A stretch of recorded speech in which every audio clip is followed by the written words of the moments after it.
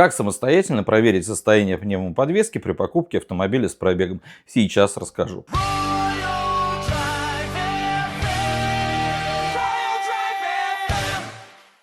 Первое. Поднимаем автомобиль на самый высокий уровень. Второе. Опускаем автомобиль на самый низкий уровень. Третье. Ставим автомобиль в центральное положение. При этом мы обращаем внимание, что компрессор пневмоподвески должен работать почти бесшумно.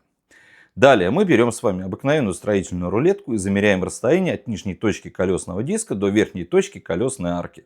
И обращаю ваше внимание, что на одной оси это расстояние должно быть примерно одинаково.